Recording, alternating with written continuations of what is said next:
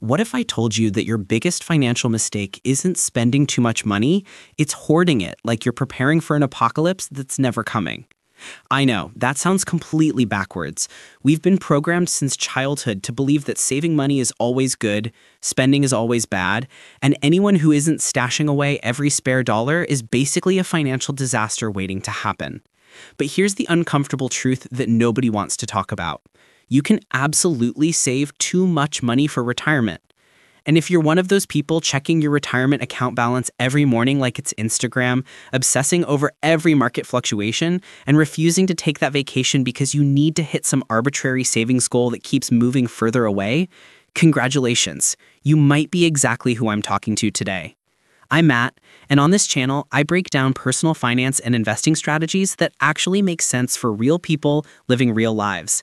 If you're tired of generic financial advice that assumes everyone wants to retire at 65 with exactly $1 million and survive on ramen noodles, make sure to subscribe and hit that like button, because today we're going to challenge everything you thought you knew about retirement planning and oversaving. Now, before the internet loses its mind in the comments, let me be crystal clear. I'm not telling you to blow your paycheck on designer handbags and luxury cars. I'm not advocating for financial recklessness. What I'm talking about is the growing epidemic of people who've turned saving money into their entire personality, who've become so obsessed with hitting some magical retirement number that they've forgotten how to actually live. These are the folks working 80-hour weeks in their 30s and 40s, skipping family vacations, postponing weddings, and basically treating their current life like it's some dress rehearsal for the real show that starts at age 65. Except here's the plot twist nobody tells you. You don't get a second chance to be young. You don't get to rewind the clock and relive your 30s once you've finally accumulated enough wealth to feel secure. The financial advice industry loves pushing this narrative of endless accumulation. There's always another article screaming that you're behind, that you need more, but we've normalized this insane idea that financial security means having an ever-increasing pile of money you're too terrified to touch. We've created a generation rich on paper but bankrupt in experiences, who will die with millions in the bank and a bucket list they never touched. Here's what really happens to most oversavers, and pay attention because this is important. They set a retirement goal, let's say $2 million. They work like maniacs to hit it. They sacrifice, they scrimp, they optimize every single dollar. And then one magical day, they wake up and check their portfolio, and boom, they've got $2 million. But instead of feeling accomplished, instead of feeling like they can finally breathe, they immediately move the goalposts. Suddenly, $2 million doesn't feel like enough anymore. What if there's another 2008-style market crash? What if inflation stays high? What if they live to 105? So they keep grinding, keep saving, and that finish line just keeps sprinting further down the road. This is the psychological trap of oversaving, and it's just as dangerous as undersaving, just in a completely different way. When Silicon Valley Bank collapsed in March 2023, people who already had substantial emergency funds suddenly started hoarding even more cash. They pulled money out of stable investments and stuffed it under metaphorical mattresses. The irony? While they panicked and sat on cash earning nothing, the S&P 500 hit multiple all-time highs throughout 2024. Those cash hoarders missed solid returns and lost purchasing power to inflation. They let fear override rational planning and paid a real price. Wait, pause for a second. I want you to think about something. When was the last time you turned down an experience, a trip, or a purchase that would have genuinely improved your quality of life because you needed to hit a savings goal? And more importantly, do you even know what that savings goal is actually for? Because here's what I've learned after helping hundreds of people with their finances. Most oversavers don't actually have a plan. They just have anxiety with a bank account attached to it. Now let's get into the math that nobody teaches you in school. And trust me, this is where things get really interesting. The financial independence community loves the 4% withdrawal rule. And honestly, for good reason. It's actually pretty solid math. Here's how it works. Multiply your annual retirement expenses by 25, and that's roughly what you need invested to retire sustainably. Need $80,000 per year? That's $2 million invested. You withdraw 4% annually, adjust for inflation, and historically this has sustained 30-year retirements without running out of money. But here's where it gets absolutely ridiculous. People take this perfectly reasonable rule and then add a safety margin, and then another safety margin on top of that. And then they account for the absolute worst case scenario that's ever happened in financial history. And before you know it, they're trying to save $4 million for a retirement lifestyle that only requires $2 million just in case the stock market crashes, inflation hits 15%, and aliens invade simultaneously. I'm being sarcastic, but only slightly. The 4% rule already has substantial safety built into it. It's literally based on worst-case historical scenarios that included the Great Depression. You don't need to save twice as much just in case, on top of a rule that's already designed for worst cases. In 2024, the S&P 500 hit multiple all-time highs, with returns that made long-term investors very happy. But lots of people missed those gains because they kept substantial amounts in savings accounts, earning 4 to 5% while the market delivered significantly more. If you're 35 with a 30-year time horizon and keeping half your net worth in cash because you're terrified of volatility, you're not being cautious. You're guaranteeing less money in retirement. Ironically, that means you'll need to save even more aggressively today to compensate for the returns you're missing. What percentage of your income are you saving right now? And more importantly, do you actually know why you're saving that specific percentage? Or did you just pick a number that sounded responsible and impressive?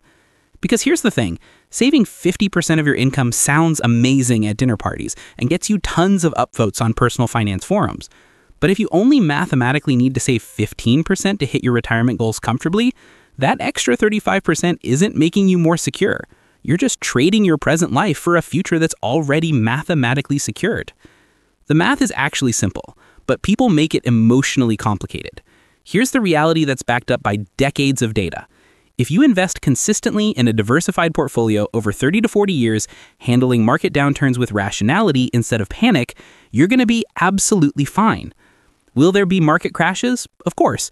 Will there be terrifying headlines? All the time. But the people who actually succeed with long-term investing aren't the ones frantically trying to avoid every possible risk. They're the ones who accept reasonable risk, understand historical data, and stay the course even when it's uncomfortable. This brings us to the critical question that everyone needs to answer, but most people actively avoid. What do you actually want your retirement to look like? And I mean specifically with real numbers, not vague Instagram-worthy platitudes about traveling the world or spending time with family. What does your ideal retirement actually cost in dollars and cents? Some people dream of retirement as this luxurious fantasy, multiple properties in desirable locations, fancy vehicles, international travel every single month, dining at expensive restaurants regularly, country club memberships. Perfectly fine if that's genuinely what you want, but here's what happens way too often. People spend 40 years ruthlessly optimizing their finances for a retirement lifestyle they think they're supposed to want, and then when they actually retire, they discover they don't even want that lifestyle. They spent decades saving for a beach house, only to realize they hate dealing with beach house maintenance. They saved aggressively for endless international travel, only to discover they're actually happy with a couple nice trips per year and lots of time at home. The baby boomers retiring throughout 2024 and 2025 are teaching us a fascinating lesson about this disconnect. Many of them spent their entire careers building up substantial nest eggs, absolutely convinced they needed $3 million, $4 million, even $5 million to retire comfortably. And now that they're actually living in retirement, a significant portion of them are discovering they're not spending anywhere near what they meticulously planned for. Their actual retirement expenses are running 30-40% less than their projections. Because it turns out, when you're 70 years old, you're not actually going skydiving every weekend and taking luxury cruises every single month. Your spending naturally decreases as you age, but they can't get back those decades of aggressive oversaving, those missed experiences with their children when they were young, those postponed vacations that would have created lifetime memories. Be brutally honest with yourself right now. Do you have a specific retirement number in mind that's based on actual calculations, or are you just kind of winging it, throwing money at your 401k and hoping it magically works out somehow? Because if you don't actually know what you're aiming for, how will you ever know when you've successfully hit it? This is exactly how people end up dying with $5 million in retirement accounts when they only ever needed $2 million to live their ideal lifestyle. They never stopped to do the actual math, so the target just kept moving. Let's break this down in practical, actionable terms. Start with your current lifestyle costs. How much do you actually spend per year right now on everything? Housing, food, entertainment, transportation, healthcare, insurance, everything. For most middle-class Americans, that number falls somewhere between $50,000 and $100,000 per year. Now, intelligently adjust that number for retirement. Will your mortgage be completely paid off by then? That's a massive expense eliminated. Will you still be commuting to work 5 days a week? There is another expense gone. Will you still be actively raising and supporting children? Probably not. But maybe you'll travel significantly more, face higher healthcare costs, want to financially help your grandchildren, or pursue expensive hobbies. The critical point is that you need an actual number based on your specific situation, not some generic rule of thumb. Let's say you carefully determine that you'll need $75,000 per year in retirement to live the lifestyle you actually want. Multiply that by 25 using the rule we discussed, and you get $1,875,000 in today's dollars. Now adjust that figure for inflation to calculate what that amount becomes in future dollars when you'll actually retire, and you've got your real target. If you're currently 40 years old, planning to retire at 65, and you've already accumulated $400,000 in retirement savings, you can use any compound interest calculator to figure out exactly how much you need to save monthly to hit that goal. And here's the beautiful, liberating part. Once you know that specific number, anything you save above it is completely optional. You can absolutely choose to save more if early retirement is important to you, or if you want extra margin for uncertainty. But you should make that choice consciously and intentionally, fully understanding exactly what current experiences you're trading for that extra security. Would you rather retire at 50 with $2 million or at 65 with $5 million? Think about that question seriously for a moment. 15 years of complete freedom and time to pursue whatever you want versus 15 more years of full-time work and a bigger number in your account. There's genuinely no universal right answer, but there is an honest answer that's right for you personally, and most people never actually ask themselves this fundamental question. They just unconsciously assume that more money is always better and longer careers are always smarter, without ever examining whether that's actually true for their specific values and goals. We're getting close to the end here, and I want to completely flip a script that the financial industry desperately needs you to believe. Here's the myth they're selling. Retirement means you stop working completely, forever, in any capacity, and live entirely off your accumulated savings until you die. That's the model they push because it requires you to save absolutely massive, almost intimidating amounts of money. But here's the reality that nobody in the financial services industry wants to talk about. Most people don't actually want to completely stop all productive work. What they want to stop is doing work they hate for bosses they can't stand in jobs that drain their soul. That's a massive difference. According to 2024 labor force participation data, more people over 65 are working today than ever before. And no, it's not all because they didn't save enough. Many have substantial retirement savings but choose to continue working because it provides structure, purpose, social connections, and income. They're not grinding 60-hour corporate weeks. They're consulting, running small businesses, or doing creative projects that generate income. This completely transforms the retirement calculation. If you plan on doing enjoyable work after retirement, even just 10 to 20 hours a week, earning $20,000 to $30,000 per year, you need significantly less saved. If your retirement expenses are $80,000 per year, but you earn $25,000 from part-time work, your portfolio only needs to cover $55,000. That drops your required savings from $2 million to $1,375,000. That's a $625,000 difference that dramatically changes how aggressively you need to save during your working years. How many of you honestly plan on never doing any form of productive work ever again? Be honest, because most people would go absolutely crazy with zero productive work. Humans fundamentally need purpose. We need intellectual challenges. We need to feel useful. The fantasy of 30-plus years in pure leisure sounds incredible for about 6 months. Then it becomes mind-numbingly boring. Remember those panicked cash hoarders from the Silicon Valley Bank collapse? By late 2024, many realized they'd made a costly mistake. The market recovered and climbed, they'd missed substantial gains, and their ultra-conservative approach had actually made them less financially secure. Some are still paralyzed by fear of the next crash, waiting for the perfect moment to invest, not understanding that waiting has a very real cost. This is the brutal opportunity cost of oversaving in cash or being excessively conservative. Every dollar in a savings account earning 4% could be invested in a diversified portfolio earning significantly more over time. I'm not saying skip the emergency fund. You need one. But if you've got 18 months of expenses in cash just in case, you're not being prudent. You're being paranoid. And financial paranoia is extremely expensive. The 2025 Federal Reserve policy environment is teaching us yet another valuable lesson about timing and opportunity cost. As interest rates have begun shifting from their 2023-2024 peaks, people who kept excessive amounts of money in safe, high-yield savings accounts are watching their returns steadily evaporate.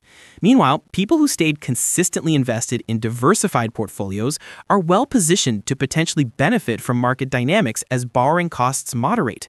This is what happens when you prioritize the feeling of safety over actual sound strategy. You often end up genuinely less safe financially, not more. What's preventing you from taking that vacation you've been postponing for years? Seriously, think about it. Is it really because you mathematically can't afford it? Or is it because some part of you feels guilty about spending money on experiences when you could be saving it instead? Because I can practically guarantee you something. On your deathbed, you're not going to look back on your life and wish you'd saved an extra $50,000. You're going to wish you'd taken the trip with your family while everyone was healthy. You're going to wish you'd spent more time on experiences and less time optimizing spreadsheets. Here's what nobody in the financial industry wants to tell you straight. The math doesn't care about your feelings. It doesn't care how scared you are of a potential market crash. It doesn't care how much anxiety you feel about the future. The math coldly says you need X amount to retire comfortably, and anything significantly beyond X is a choice you're making. You can absolutely choose to save substantially more for extra peace of mind, but be honest and call it what it actually is. You're buying emotional comfort, not buying mathematical security. Financial security is based on numbers and probabilities. Peace of mind is emotional and psychological. They're genuinely different things, and conflating them causes problems.